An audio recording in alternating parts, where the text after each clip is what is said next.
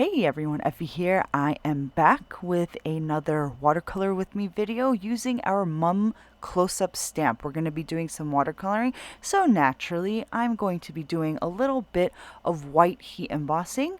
So I've already gone ahead and applied some anti-static powder tool on my watercolor powder, inked up my stamp, and then I'm going to stamp this onto my watercolor paper panel using my Baron tool to aid me in achieving a nice firm and even impression. Then I'm going to spoon on my white embossing powder and hit the whole panel with my heat tool.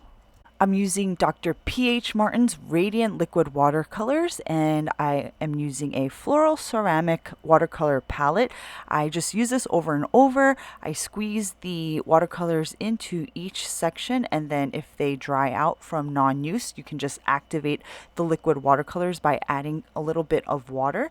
For my brushes, I'm using some Pentel water brushes, the fine tip ones. The petals on this mum are kind of narrow, so a fine tip brush will be a little bit more effective in watercoloring. After I activated the Alpine Rose watercolor in my palette with some water, I just dipped my fine tip brush into the watercolor, and then I put that pigment directly onto the dry paper, and then I used a separate fine tip brush to blend that color out towards the edge of the petal.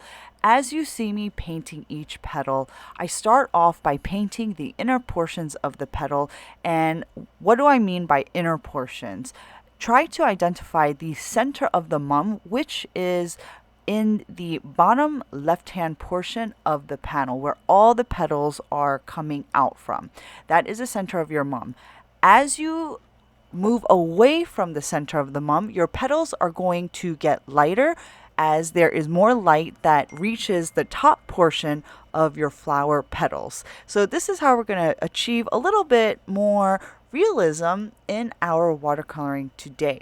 Since these are smaller, narrower petals, you can work on 1, 2, or 3 petals at a time, but don't work on too many petals at a time, because since we're going direct to dry paper with that watercolor paper pigment, you don't want that paint to set into the paper. It'll be a little bit more difficult to blend that color out if that color is sitting there for a little longer than you need it to. So work on 1 to 2 petals at a time, 3 if you're feeling ambitious. So after you've put down your pigment, blend it out to the edges, and then move on to the next petal. We're just laying down some base color here. As we continue to finish the rest of our watercoloring, we are going to go back and add some additional shading to the portions of the mum that we've already painted, like I'm doing here. You can see that I'm going in with some really nice feathery strokes, and I'm not even going to blend these strokes out because they're going to add texture to the petals. So I'm just going to go ahead and continue painting the rest of the panel here. So for these petals, I'm adding some pigment to the inner portions of the petal in this location right here, and I'm blending that color up, and then I'm going back to some of my already painted areas and I'm just adding additional shading. If you're just beginning to watercolor, I would suggest putting down your base layer color first over your entire panel, and then once you have that base color down, then go back and add your additional shading to the rest of the panel. If you're just starting out, you might not be sure of where to start or stop. So I would suggest just finish the rest of the panel with the base color and then go back and see where you might be able to add a little bit more of details and some darker areas. This tip might help you from overworking your panel. And if you are just starting out with your watercoloring, this stamp design is a really great one to practice your watercoloring skills and techniques with, because this mum design has so many petals, and if you have yourself a fine tip brush, you can practice your detailing and your watercoloring with each separate petal. It might take you a while to finish coloring the entire panel because it did take me a little bit of time, but it's not something that you have to finish in one sitting. There's no need to pressure yourself into finishing your coloring in one sitting. You can color portions of this panel and then step away, grab a snack or a meal, and come back with fresh eyes and continue coloring. And you don't even have to pressure yourself into creating a finished card with this panel because honestly, I didn't create a finished card. This is a watercoloring video. It's not a card making video, but I I will be completely honest with you. When I was coloring this panel, I had no intentions, or rather, my only intention was to enjoy the process of watercoloring this beautiful close-up image. And in the end, I did want to create a card with it, but I kind of forgot about the panel. It sat on my desk, and at this time that I am recording the voiceover, I don't even know where the panel is. So I can't find the panel to create a finished card at this point, but I'm glad that I recorded the painting process for you guys so that you can see exactly how I painted this. I did post a snapshot of the panel on our Instagram maybe a month ago, and it got some really great reviews from you guys. You guys absolutely loved it, which I really appreciate. The amazing feedback and comments from you guys. But I did not turn this into a card, and I'm okay with it. But I did include some examples from our design team members who created finished cards using this design. So I'm not going to leave you guys high and dry. I did include some samples at the end of this video so that if you actually finish your panel, you will have some ideas on how to create a finished card using this gorgeous design.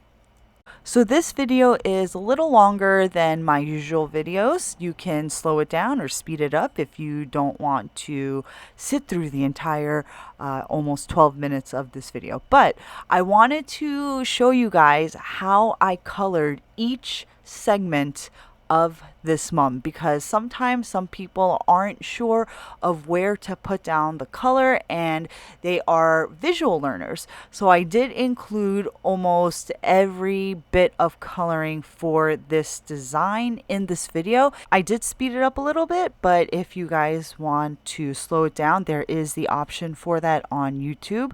Just go into the settings and you can slow it down that way. So here is another tip for you guys. You might be wondering, okay, once I put down the base layer of color and then you plan on going back to add the shading, you wonder, where do I add the shading?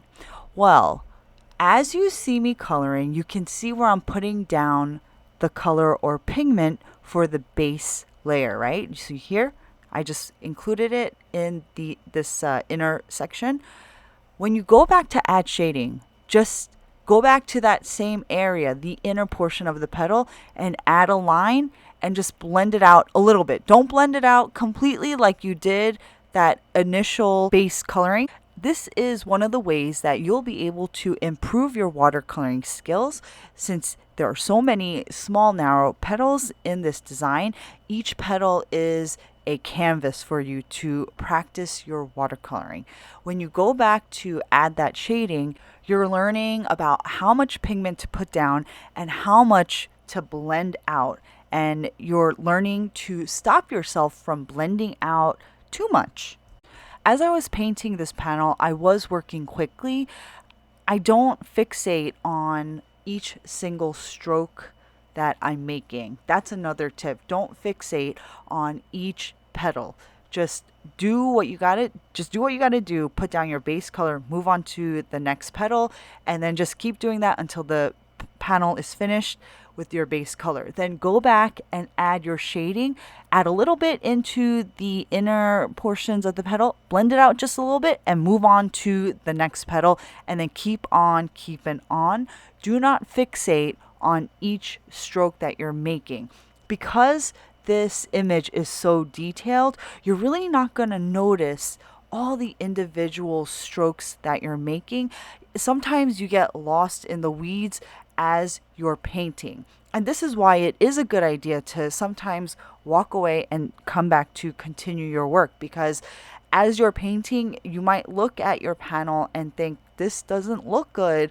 But then when you walk away and come back with fresh eyes, it's going to look good because you're looking at your panel as a whole when you come back with fresh eyes. And as long as you have a light area and a dark area in each petal, when the entire panel is complete, your panel is going to look good because you have some really great variation and gradient going on in each petal. So that's why don't fixate, just work on one petal and then move on. Just move on, because this design is very busy, and we don't have time for that. Just color in the one panel and then move on. And I feel like this video is very long. It seems more like a podcast. So I hope you guys are enjoying sitting here and listening to me as I guide you through this panel painting. I know it's some stuff that I've repeated before in my prior videos, but sometimes I feel like it's a good reminder to repeat some of these tips. And yeah, I am back from my hiatus, and I hope you guys enjoyed this video. My mum close-up painting is complete. Now, if I ever find this panel, I'm going to turn it into a card. But until then, it's memorialized in this video. So here are a few examples that our fabulously talented design team have made. And don't forget to subscribe to our YouTube channel. Thanks for watching, guys. I'll see you next time.